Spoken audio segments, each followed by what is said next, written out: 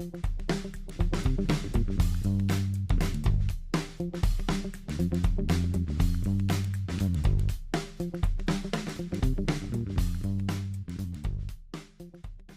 eu espero que eu mostre para vocês uma pequena palhinha o que a gente do curso de nutrição faz ou estuda, ou por onde a gente navega. É óbvio que é um curso de 4 anos e tudo que eu vier falar é apenas uma pequena representatividade do que a gente tem para conversar.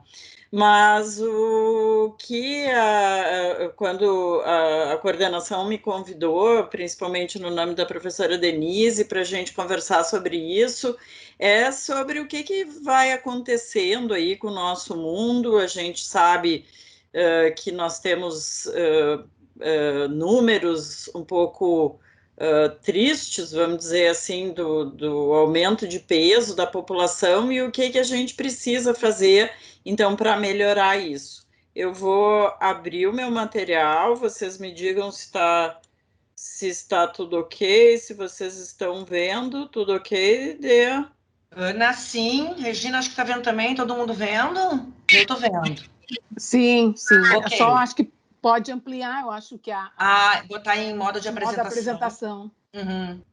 Peraí, deixa eu achar o meu... Pessoal, eu e a professora Regina vamos controlando o chat aqui, tá? Se vocês quiserem fazer alguma pergunta, a gente vai pedir que durante a apresentação da professora Ana, vocês fiquemos com os microfones fechados para não dar interferência, mas se vocês quiserem interromper, né, Ana, fazer alguma pergunta, Por pode favor, abrir. acho que é bem bacana, porque, como eu disse para vocês, são apenas alguns flashes, algumas ideias, e é óbvio que se vocês quiserem interromper, muito mais uma questão da gente poder conversar do que qualquer outra coisa, fiquem bem à vontade, tá?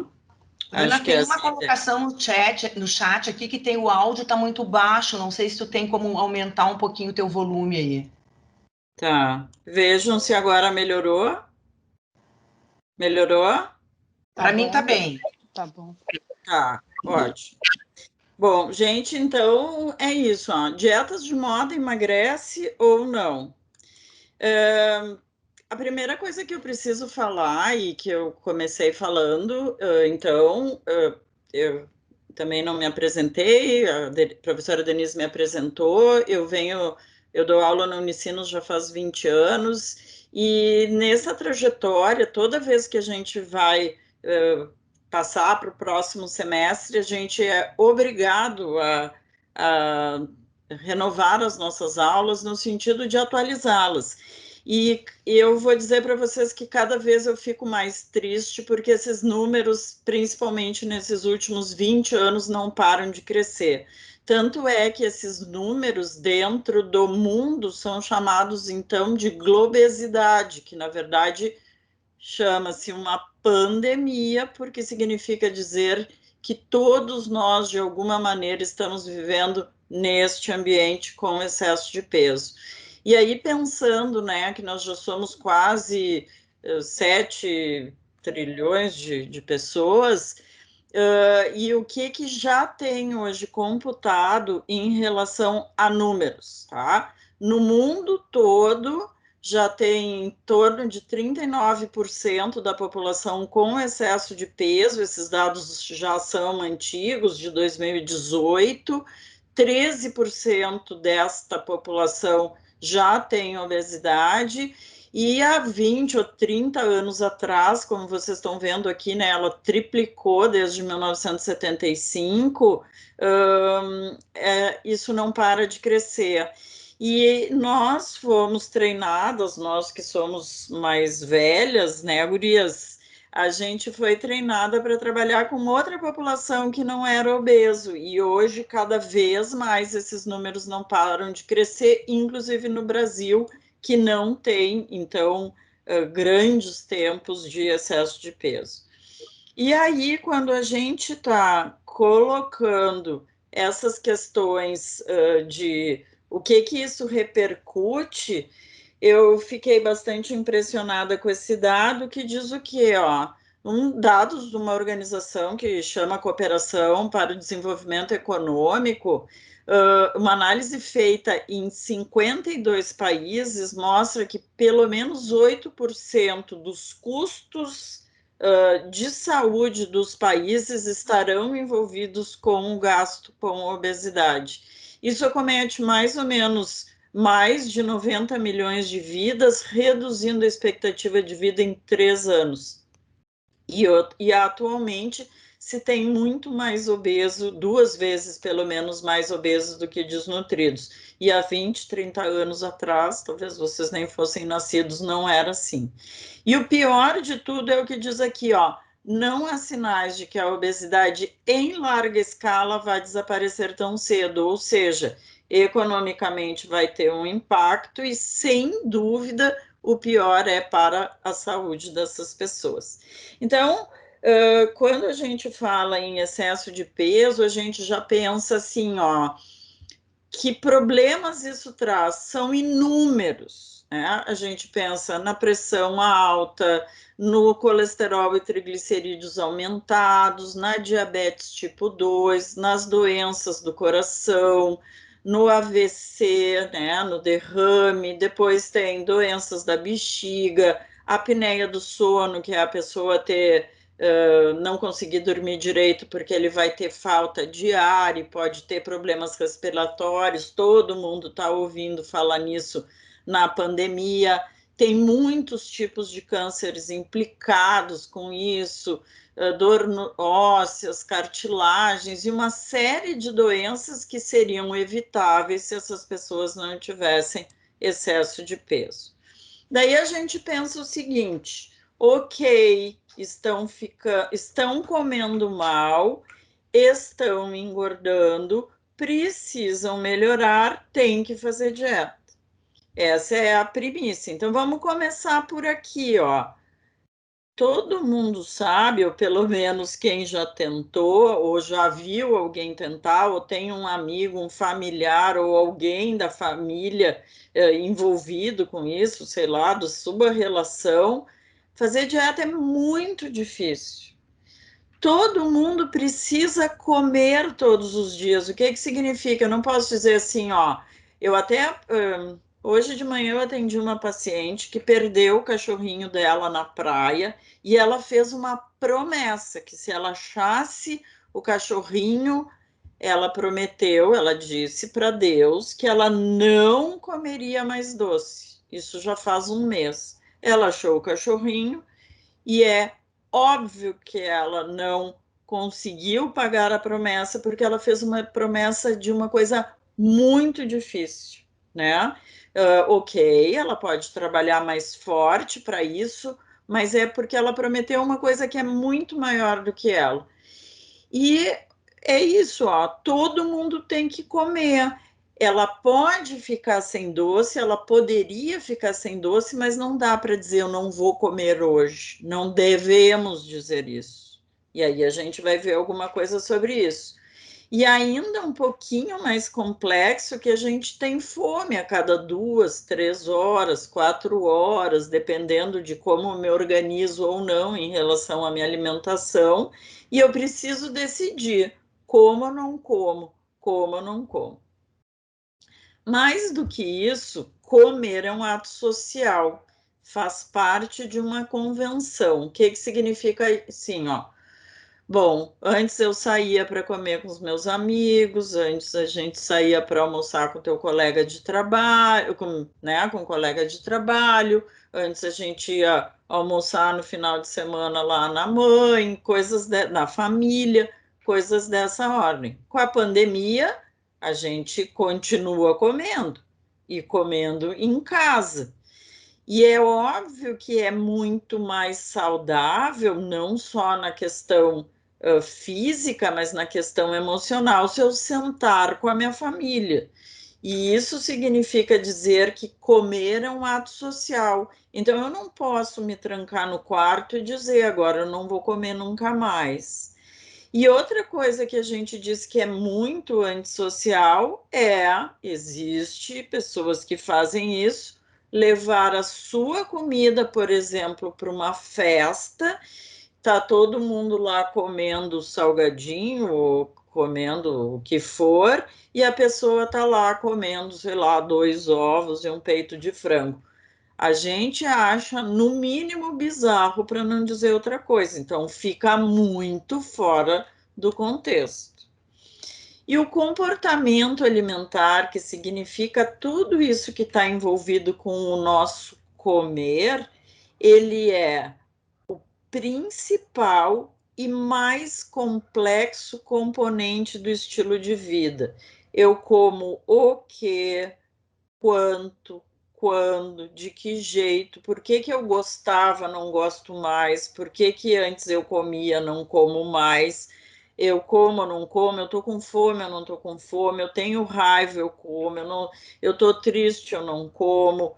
Nós, as meninas, quando vamos ficar menstruada, a gente tem um ataque por doce, isso é fisiológico, então tem muitas coisas envolvidas.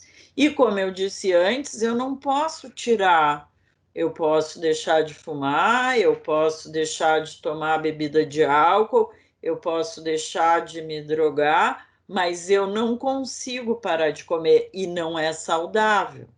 Então, ele representa um hábito que a gente chama de imprescindível e acontece todos os dias. E mais do que acontece todos os dias, acontece muitas vezes por dia.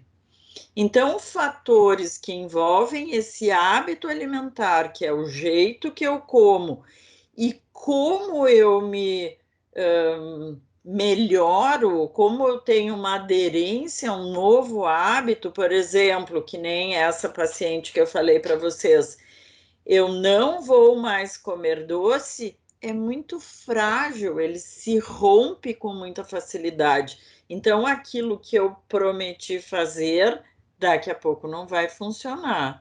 Então, a gente entende que isso é muito complexo. Então, como eu tinha dito antes, fazer uma dieta é necessário um controle e é considerada atualmente a abordagem mais comum quando a gente for falar em diminuição do peso.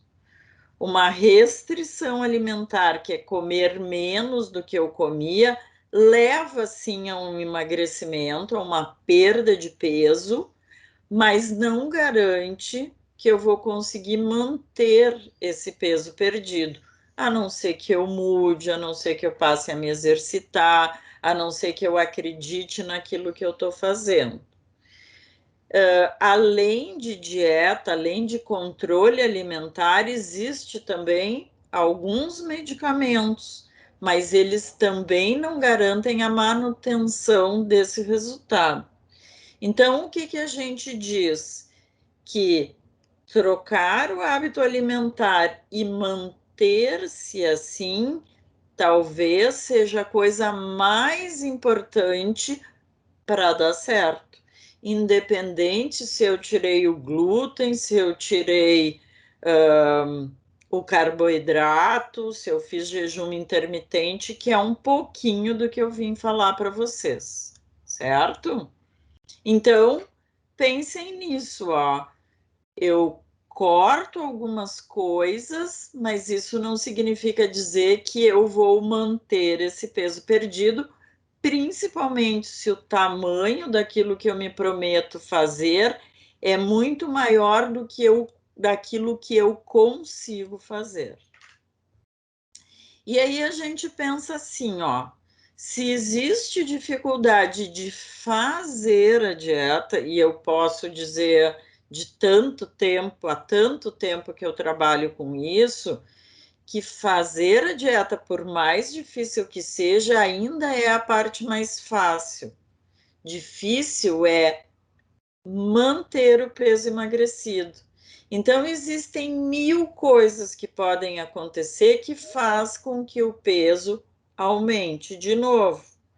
E aí, essa aqui, ó, que eu estou trazendo, é o jeito que algumas pessoas enxergam, ou seja, dificuldades que os próprios pacientes enxergam, dizendo que, ó, que pouco se sabe sobre esses motivos que fazem o reganho. muitas coisas, e é isso que nós nutricionistas estudamos muito e trabalhamos para que isso não ocorra, que quando a gente faz alguma coisa muito radical, muito menor do que aquilo que eu posso fazer, existe uma resposta do meu corpo a se poupar para que isso não venha acontecer. Então, por exemplo, o nosso corpo, se eu vou submetê-lo a muito pouca comida, ele diz: eu vou poupar tudo que eu posso, porque eu não sei quando é que vai aparecer mais comida de novo. E isso é muito ruim para o organismo, isso não é bom. Mexer no metabolismo, gastar menos caloria para viver é muito ruim. Outra coisa que é apontado é que tratamentos inadequados com tempo curto, faz lá a dieta do não sei o que por 3 meses, um quadro grave de excesso de peso, ou às vezes não precisa ser 30, 40, 50 quilos, às vezes 10 quilos, não se trata de hoje para amanhã.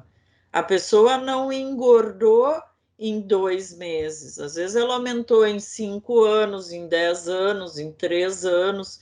A pandemia agora todo mundo está dizendo: eu não paro de comer, eu não me organizei, eu estou atrapalhado, eu estou ansioso, eu estou de saco cheio de estar em casa, e a comida vira um conforto, né? Principalmente quando a gente está muito exposto a um ambiente que encoraja esse consumo alimentar.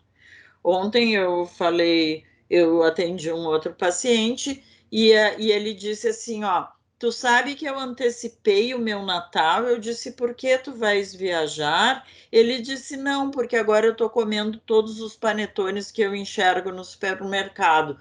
Eu disse, mas já? Eu disse, nunca a gente trabalha, não pode comer panetone, mas não precisa todas as vezes que ele for no supermercado comer um panetone. Então, o problema sempre é o tamanho da dose. Daí ele diz, mas então vai falar lá com o dono do supermercado que botaram os panetones bem na porta. Eu disse, mas isso é um encorajamento para o consumo. E aí tu enxerga e te atira. Então, a gente tem que ser muito forte também para poder dizer: eu posso, mas eu não quero comer tudo que eu vejo pela frente. Então, a gente também entende que tratamentos monótonos, que eu tenho que cortar muita coisa, penaliza o paciente, principalmente o obeso, com dietas que prometem resultados milagrosos. Muitas vezes falta um profissional para poder conduzir isso melhor, e a falta de um suporte familiar, porque se eu estiver sozinha na minha casa, que tenham 5 pessoas, né? Eu estiver sozinha fazendo dieta e 5 pessoas comendo um monte de coisa, ou eu tenho que ser muito forte, ou eu vou acabar cedendo às outras coisas boas que as pessoas estão comendo. Então a gente tem que ter cuidado. E aí os resultados da não adesão ao tratamento, ao plano alimentar, e esses artigos eu fiz questão de marcar, são antigos, ou seja, faz tempo que a gente sabe disso, que as pessoas não seguem, às vezes, as recomendações, seja do site, da revista, do Instagram, do Google, seja da onde for. Quando a gente profissional está junto, ainda é difícil, imagina sem. E aí, olha o que que diz, ó, 95% daqueles que começam um tratamento para perda de peso fracassam. Então a gente diz, meu Deus, que loucura isso. Os resultados são promissores, no início são, a pessoa está mais chateada, está de saco cheio de estar gordinha, as roupas estão todas apertando, ela fecha a boca e vai, mas daqui a pouco ela desiste, ou ela começa, também só mais uma coisinha, só mais um panetone, só mais alguma coisa, e fica ruim. E a velocidade da perda de peso também vai diminuindo, e a pessoa começa, mas essa dieta não está funcionando. Gente, o peso não vem despencando lomba abaixo, o corpo precisa se adaptar. E muitos têm esse pensamento, que é da dieta de moda, que vocês já vão entender, que é assim, ó, ou eu faço essa dieta totalmente sem carboidrato, ou eu não faço nada. Ou eu faço tudo, ou eu não faço nada. E isso é muito complicado e fica difícil da gente entender. Então, quando a gente vai, isso aqui é uma pesquisa muito rápida, por exemplo, colocar no Google dietas de moda, tem resultado que não acaba mais. Botei em português, coloquei em inglês, coloquei lá blogs para perda de peso, coloquei YouTube para perda de peso, e os números são assustadores de tanta informação. Mas a gente aprende estudando, fazendo mestrado, doutorado, que tudo que a gente falar dentro da área de saúde precisa ser bem claro, alguém tem que ter ajudado e estudado, e a gente chama isso medicina baseada em evidências. Então, esse é um site que a gente estuda muito, que também tem 27 mil resultados apenas para dieta e perda de peso, de todas as sortes e azares. Então a gente fica chocado com isso, né? Por aonde eu vou começar a estudar? E aí a gente começa a ver que muitos falam de, mesmo dentro da medicina baseada em evidências, muitos falam assim, ó, dá certo porque tu tira isso, tira aquilo, mas isso dura muito pouco tempo. Então, às vezes a gente tem dificuldade de entender se o emagrecimento veio porque tirou um nutriente ou porque acabou comendo menos do que comia. Então, isso vai tendo dificuldade da gente entender. Então, numa passada rápida, como eu mostrei para você, só procurando ali pela internet, existem milhares de coisas para a gente ler. Milhões de indivíduos participam atualmente também, em programas para reduzir peso. E parece, e eu sei disso, as pessoas querem resultados rápidos. Então, elas levam 5 anos para engordar e querem agora, no Natal, vestir uma roupa linda.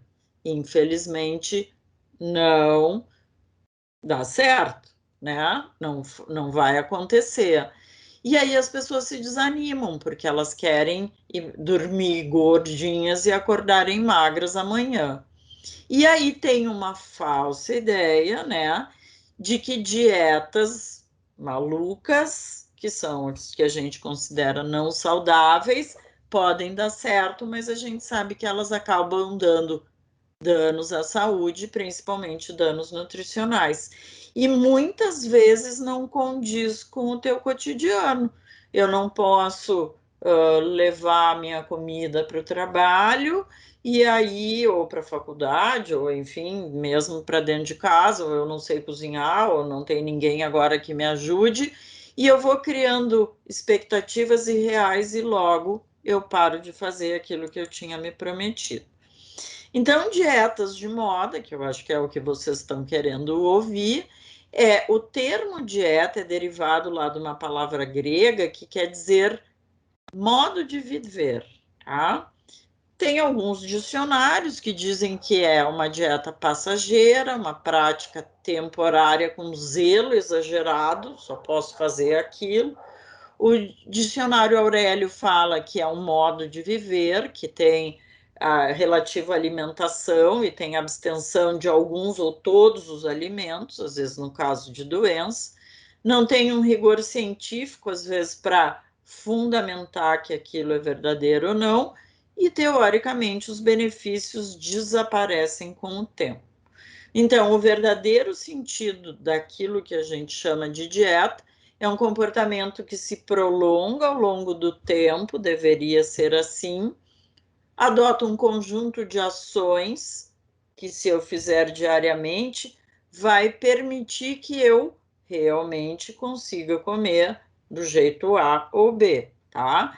Mas a gente da nutrição tem tentado tirar essa palavra, porque ela é uma palavra que erroneamente é usada para uma restrição muito severa. Se a gente amplia o conceito de dieta, existe dieta sem sal, dieta sem açúcar para o diabético, dieta com pouca proteína para um paciente renal. Não necessariamente é uma restrição de tamanho, de quantidade de comida, mas pode ser de algum tipo de nutriente. Então, é por isso que se chama para perda de peso, tá? Então, existem milhões, como eu disse, elas visam as dietas de moda, uma perda de peso rápida. Geralmente o público adora, porque é mágico, porque isso dá ibope, a minha vizinha fez e perdeu, quer dizer, para ela pode ser bom, para nós não. Promove uma perda rápida de peso e movimenta um mercado bilionário de produtos, de revista, de livros, de depoimentos e assim por diante. Então, cada dia aparece uma dieta nova, vai emagrecer ou perder peso elegendo alguns alimentos como vilões e penalizam aqueles que seguem com muito tempo, porque eu já disse que tem problemas nisso. Então, esse slide aqui, ó, que é um dos materiais que a gente sempre gosta de consultar, porque ele é uma atualização, ele começa listando várias dietas, eu peguei algumas, porque senão a gente não para em 45, 50 minutos, começando com os tipos de dieta, e são essas aqui que eu selecionei para a gente conversar. Uma das que mais tem fama, que a gente vai ver agora, são as dietas de baixo teor de carboidrato, ou dietas da proteína, ou dietas low carb, como a gente lê. A sem glúten, que andou super na moda, algumas pessoas ainda têm um pouco dessa ideia de que ela resolve tudo. O jejum intermitente, que está cada vez também mais na moda, e algumas que chama dietas de substituição. Então, como eu disse antes, ó, uma das mais conhecidas para perda de peso é uma dieta low carb. E só para vocês terem uma ideia, a gente diz que uma dieta normal em carboidrato é em torno de 50, 55% daquela quantidade de calorias que a pessoa consome, que vai ter, então, uma redução de em torno de 50% a 55% é normal. O que for abaixo, entre 4% até 45%, é chamado de low carb. Só que é muito pouco e isso cansa, né? A pessoa não pode comer uma série de coisas que eu já mostro para vocês. Então, fica aquele gosto de cabo de guarda-chuva na boca, porque a pessoa fica, a gente sabe, queimando as gordurinhas e produz um hálito cetônico por causa dessas cetonas que são produzidas através da queima das gorduras. É uma dieta rica em proteína, porque quando tu diminui uma coisa, tu tem que aumentar a outra. E também o que preconiza, e é verdadeiro, que quando a gente come muita proteína, muita carne, tu não tem tanta fome. Então, nesse sentido, ela funciona bem. Vai comer menos, vai comer diferente, vai diminuir de peso e vai ter menos apetite, como eu falei para vocês. Existem muitas delas. Muda toda hora, tem um título novo, mas o fundamento é igual. Então, tem a Atkins, que é a primeira, The Zone Diet, South Beach, Duncan, dieta paleolítica, Ravena, tem muitas delas. E o que tem que cortar? Tudo que for pães, massas, farinhas, açúcar, que são os carboidratos. Então a gente fica com esta vida aqui, ó, uma proteína, uma carne, um bife e saladas e verduras. Algumas botam frutas, outras não. E essa indústria vai criando um monte de coisa, barra rica em proteína, agora às vezes cheia de chocolate, quer dizer, arruma uma coisa, estraga a outra, shakes e assim por diante, para ajudar ou para tentar facilitar a vida de quem faz. A segunda dieta, que é bem usada, já foi mais, graças a Deus está melhorando, é a dieta sem glúten. A dieta sem glúten, ela é usada especificamente para uma doença que chama doença celíaca, onde a pessoa não consegue esse glúten que está nas farinhas, na farinha no trigo, centeio, cevada, na aveia, no malte, tá? Ele cria uma alergia que acaba machucando a mucosa do intestino. Então, a pessoa não deve comer, os sintomas podem ser diarreia. Então, para esta doença, ele é necessário, não é eu posso optar ou não, é fundamental, porque senão pode causar uma série de questões, ok? Só que daí alguns especialistas entenderam que isso poderia ser aberto para outro tipo de público, mas eu vou dizer para vocês o seguinte, ó, antes disso, ó, promete de um emagrecimento mais rápido, melhora o sono, fertilidade, os alimentos serem mais saudáveis, diminui o desconforto gástrico, existe redução de medida, pode fazer o clareamento da pele. O que funciona mesmo para quem tem a doença celíaca é a diminuição do desconforto, vai comer melhor, vai ficar melhor. E esse estudo que diz aqui, ó, que eu vou só resumir para vocês, está dizendo o seguinte, ó, que essas evidências, ó, não são concretas, tá? E que não existe essa condição de tu tirar o glúten da dieta e a pessoa perder peso. Eu vou dizer para vocês que uma das minhas pacientes que tem intolerância ao glúten, ela pesa 110 quilos. E quando ela descobriu a doença, ela engordou quase uns 4, porque ela comeu empadinha sem glúten, pão sem glúten, bolo sem glúten, torrada sem glúten. Ela comeu o mundo sem glúten e ela engordou. Então, a gente não pode dizer que esta dieta emagrece.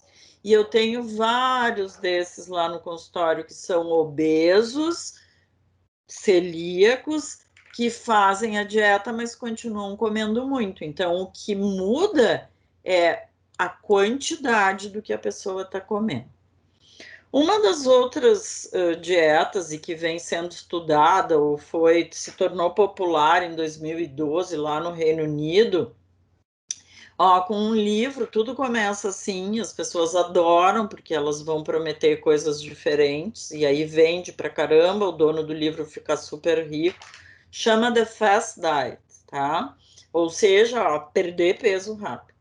Então, eles têm, esse autor tem um argumento, ó, de que os humanos são adaptados para permanecerem longos períodos sem se alimentar, que é uma alternativa fisiológica aceitável, que o foco está no que comer e não no quando comer, e faz pausas para comer.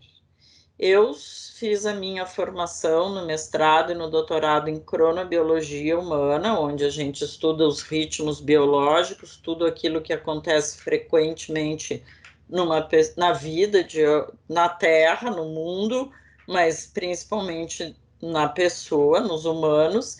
E a gente sabe que se alimentar a cada tantas horas deixa a vida da gente em vários aspectos, mas metabolicamente falando, mais regrada.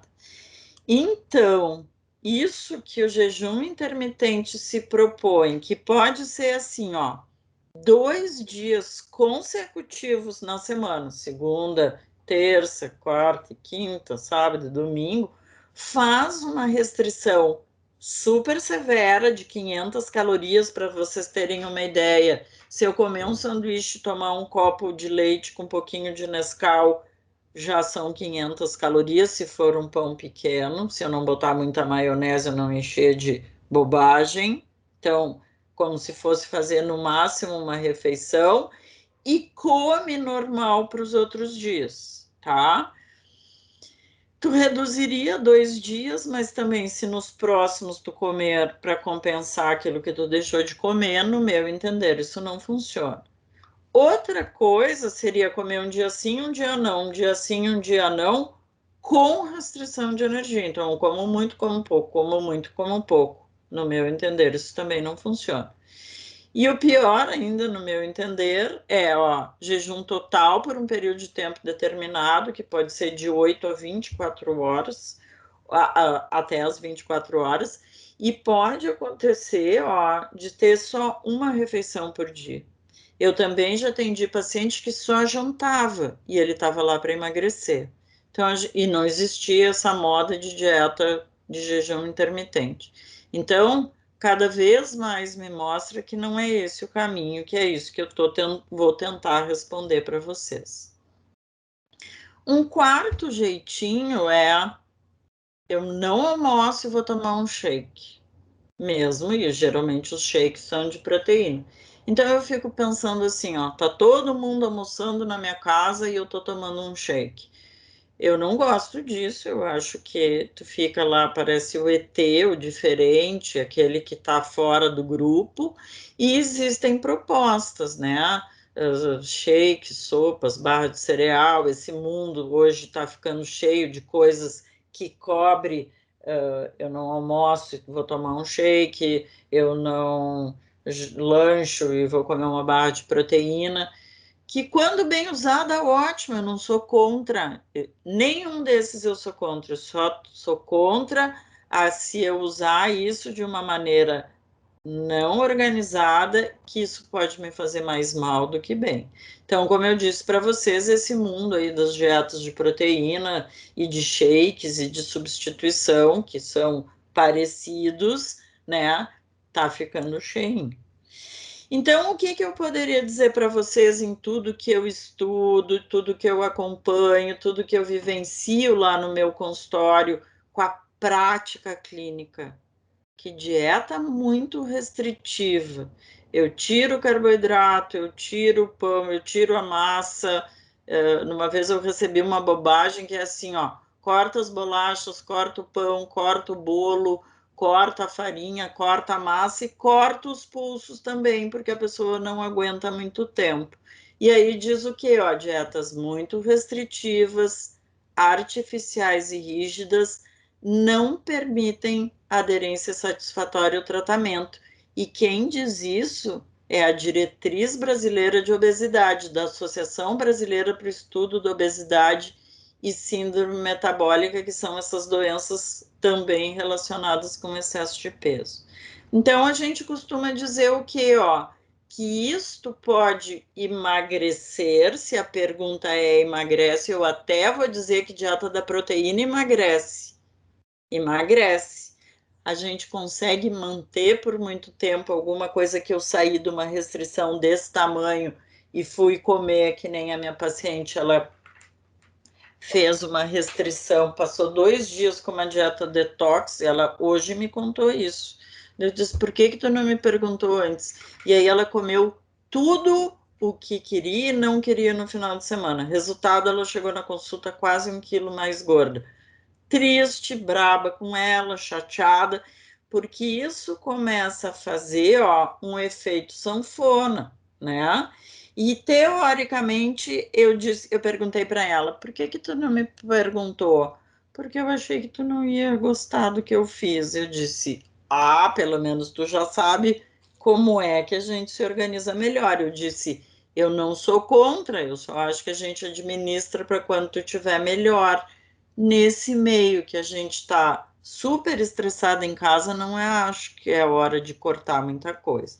Então a gente diz isso, o efeito sanfona é um resultado que a gente não quer, porque ele advém com a perda de peso, depois não tem manutenção, vai ganhando peso, vai ficando triste, já não gosta mais de si, já não tem mais muita certeza se quer fazer dieta. As pessoas às vezes dizem, já estou cansada, eu já fiz não sei quanto, eu já emagreci horrores, já ganhei tudo de novo, e principalmente se não houver acompanhamento, E aí o nutricionista, que é um dos profissionais mais habilitados, é necessário que esteja aí. E para quem estiver interessado em fazer nutrição, já entendeu que a gente tem um papel importante nesse processo de acompanhar com saúde essa pessoa. Então é isso, ó. Entra com um pouco de peso, fica magrinha e provavelmente depois de um processo tão restritivo vai sair com muito mais peso. Então, se vocês ficaram se perguntando o que é que eu tenho que fazer, e de uma maneira bem resumida, porque eu quero dar um tempo para vocês fazerem perguntas, a gente primeiro tem que dar para o nosso paciente metas que sejam realistas e que sejam fáceis de executar. E eu até vou me corrigir, não sou eu que tenho que dar para ele, eu tenho que ajudá-lo a pensar. Hoje eu falei para essa menina do cachorro, eu disse, tu sabe que tu foi, o que tu achou da tua proposta que tu não está conseguindo cumprir? Eu fui muito severa comigo. Então, a gente também interpreta esse papel de ajudar com que o paciente não se puna, não fique inventando coisas que ele não consiga fazer. Quanto mais individualizada e quanto mais eu consigo acordar com esse meu paciente, discutir é óbvio que é melhor. Então, ela saiu de lá hoje dizendo: tu tens razão. Eu não te procurei para te pedir permissão porque eu achei que tu ia me dizer que não. Eu disse errado. Eu só vou te ajudar a tu ter mais melhoras nesse processo, se tu precisares, né? Então, o sucesso no tratamento da obesidade é a habilidade de atingir e manter esse peso, que tem uma outra discussão que é para um outro momento. O que é peso ideal? É uma coisa que está na ideia, às vezes uma coisa inventada. E aí tem 1000 jeitos que sempre são infinitamente a menos daquilo que o peso pode manter, tá? E o sucesso é que a gente consiga prolongar essas melhoras, né, e manter essa mudança do estilo de vida. Então, o que eu queria dizer para vocês em resumo é isso. Talvez a gente entender o que vai fazer, principalmente para aqueles que a gente gosta e estão por perto da gente, é muito importante. Ter orientação de um profissional é mais importante ainda, porque a gente vai mexer em coisas muito fundamentais, que é o comer. A gente nasce mamando, a gente já vai se alimentar desde que bota os olhinhos para fora do útero da mãe da gente. Então, o que significa? Se a gente vai mexer nisso de uma maneira radical, talvez isso não dê certo. Ali embaixo, tá errado o meu e-mail, ó. É anaharb@anaharb. Se vocês precisarem de qualquer coisa, eu tô super à disposição. Sobrou um pouquinho de tempo e eu adoraria que vocês, enfim, né, me perguntassem o que vocês gostariam, porque eu acho que é legal a gente poder trocar um pouquinho em relação a isso.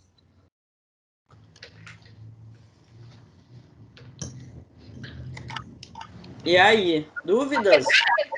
Quais são os requisitos mínimos para ingressar através da profissão? Eu não consegui entender muito bem, desculpa. Quais são os requisitos mínimos para ingressar através da profissão? Através do... Da profissão. Da profissão, tu diz para entrar no curso? Isso. Denise, Regina, Desculpe, eu não ouvi a pergunta da Josi. Quais são os requisitos mínimos quais são os requisitos mínimos para ingressar na profissão? Daí eu perguntei para ela se era no curso. Tu quer saber no curso de nutrição, Josi? Isso. Na verdade, para entrar no curso de nutrição, seja na Unicinos ou seja em qualquer outra universidade, o aluno precisa ter terminado o ensino médio, né?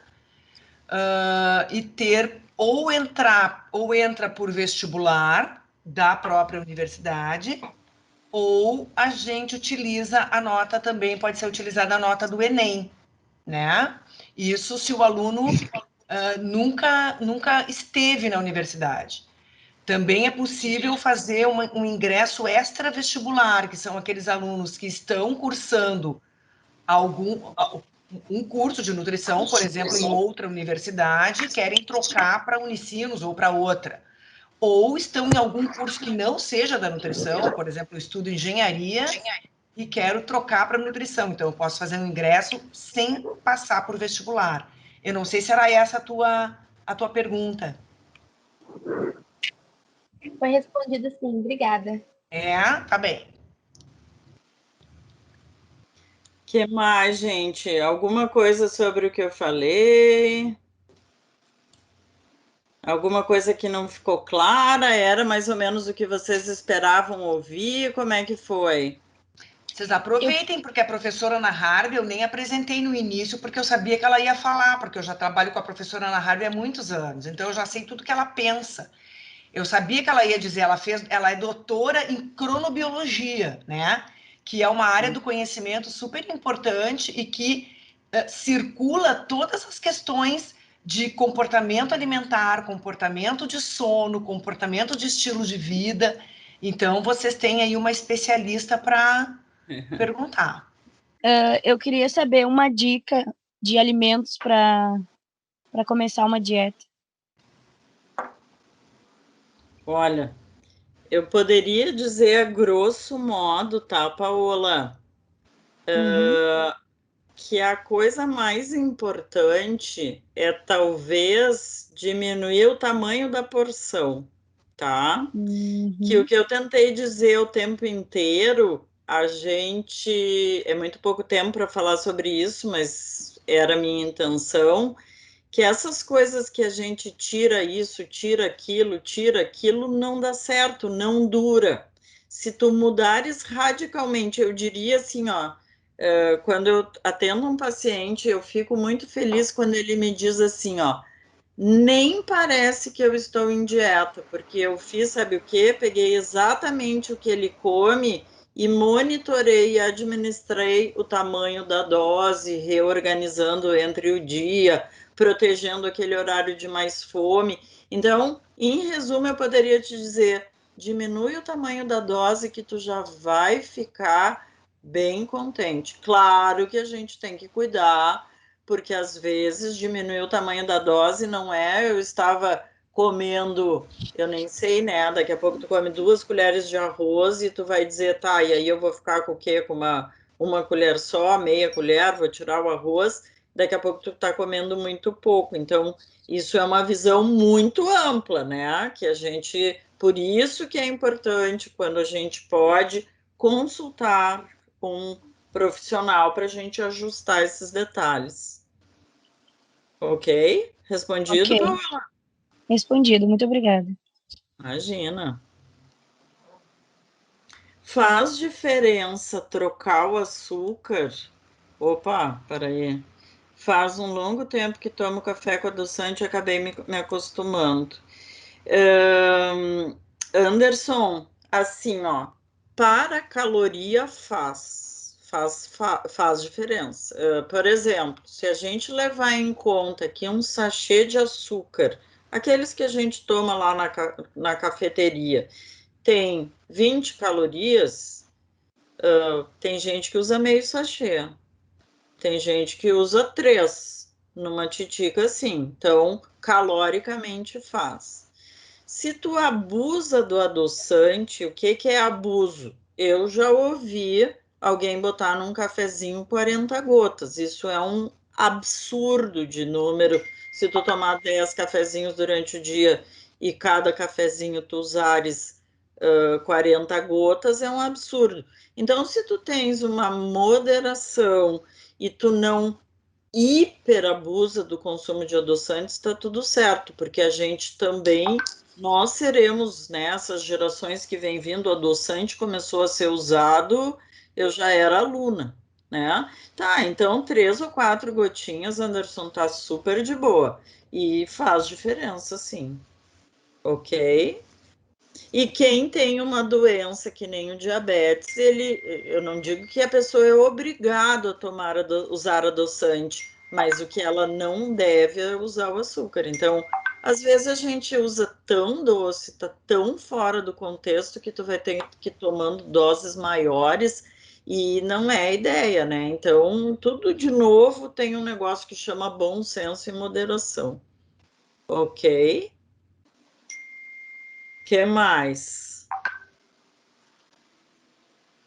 Eu queria perguntar qual que é a área da nutrição que está mais em alta ultimamente, assim?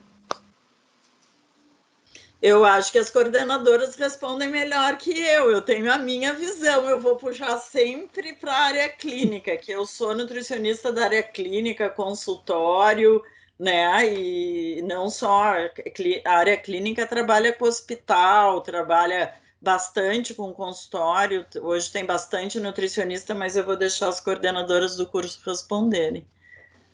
Acho que a nutrição esportiva está bem em alta também, né, gurias? Desenha. Fone. Desculpe, quer falar, Regina, de complemento? Não sei. Não, posso falar um pouco. Uhum. Na realidade, o que eu penso é que não tem uma área específica da nutrição em alta. Tem sim alguns, como a Ana falou, da área clínica, a questão da atividade física, né? A nutrição esportiva também é super importante, mas a nutrição como um todo está em alta, né? A preocupação com a saúde, e cada vez mais a gente vê isso muito forte entre os jovens, entre vocês, né?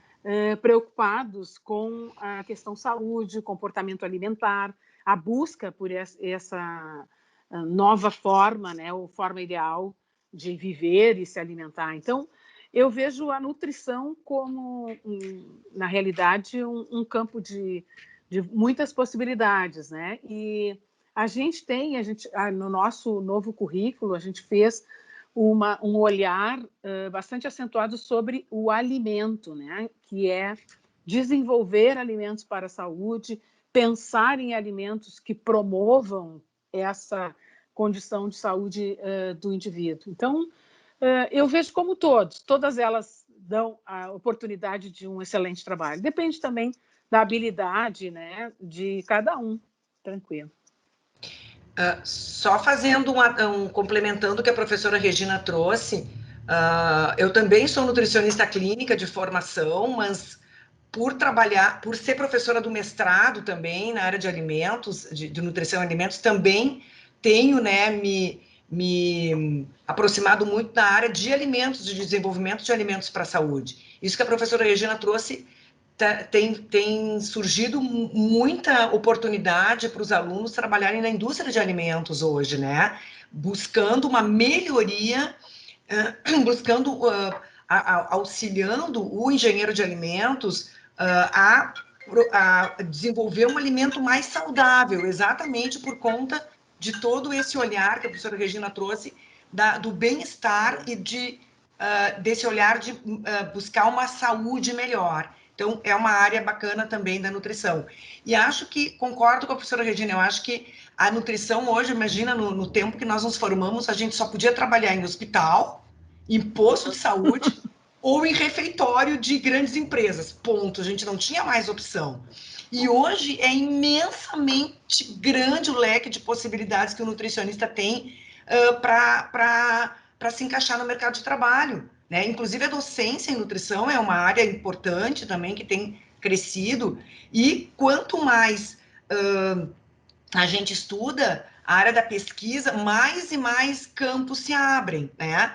Então, realmente, acho que a nutrição é, sim, hoje uma área absolutamente importante no ponto de vista de saúde, de bem-estar, e que tem crescido muito, inclusive no empreendedorismo na área de nutrição, né? Tem muitos nutricionistas hoje empreendedores, né?